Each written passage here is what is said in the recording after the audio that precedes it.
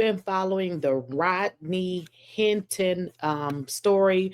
Now, with regards to the Rodney Hinton story, if you guys don't recall, that is the father of the 18-year-old kid who was killed by police.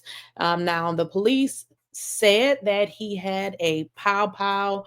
We don't know from what the family is saying. The family is saying from the video that they saw, and with regards to their attorney, that they need to see more footage. So that has not been verified with regards to this 18-year-old boy having a weapon. But what we do know is the father had some kind of mental breakdown, and somehow he did run over a sheriff.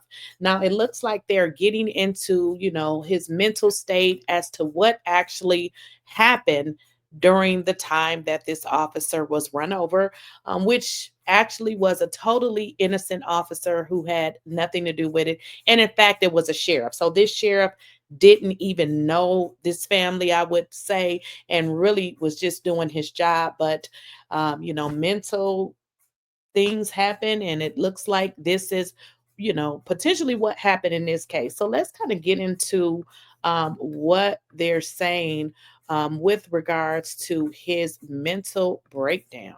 Closer look at how deputies from Claremont County interacted with Rodney Hinton Jr. You see the video playing out behind me. This is the man accused of killing Deputy Henderson after he was released from the hospital, booked into jail, and later taken to court. WCPO 9 News reporter Sean Delancey breaks down the body cam footage.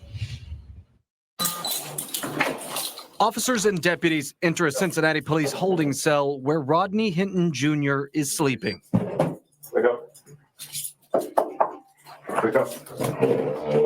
Still in his hospital gown, Claremont County deputies called to bring Hinton to their jail in Batavia, shackle the man accused of killing Hamilton County Sheriff's Deputy Larry Henderson just hours earlier. Are you able to stand on your own? Try. Deputies take Hinton to the Claremont County Jail, Oh, we're gonna get this door over here. where another deputy ran him through a series of questions about his mental and physical state. I'm gonna ask you some questions. Do you have a serious medical or mental health issue that needs immediate attention? Is that a yes or a no? Have you recently considered attempted suicide? No. You want to hurt yourself or anybody else? No.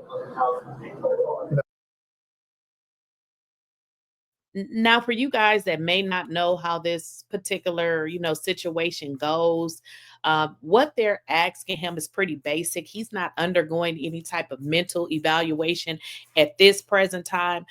Right now, they're just asking him basic questions to see, mentally, is he capable of maybe harming himself again?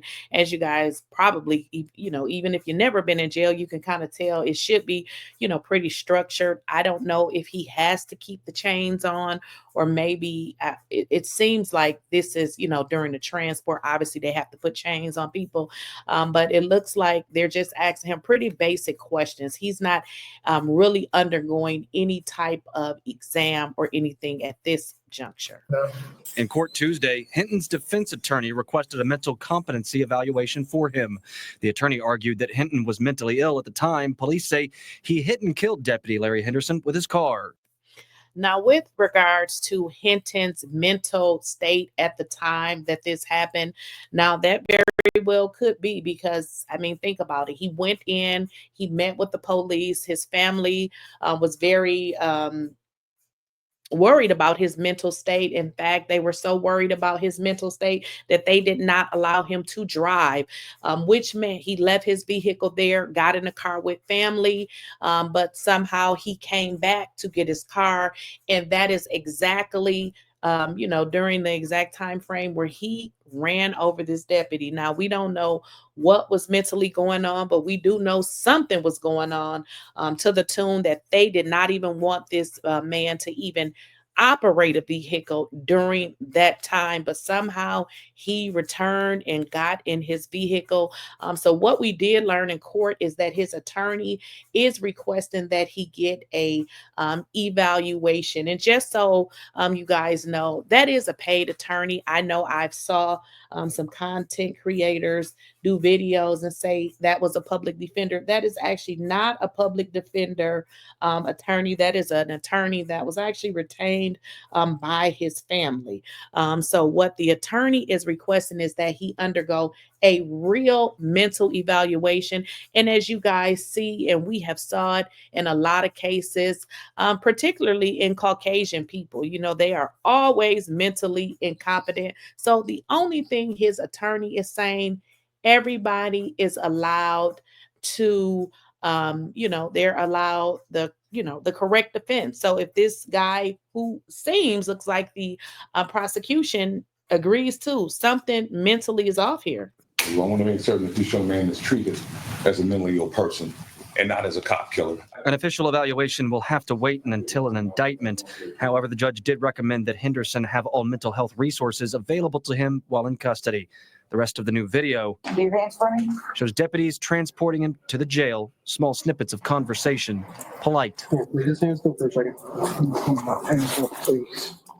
Each move. I got your back, and for balance, I got your back. Law enforcement seemingly doing whatever possible. Okay, ready? Step down slow. To ensure Hinton isn't further injured as he faced a judge for the first time and is returned to the jail. Take your time, take your time. Ready?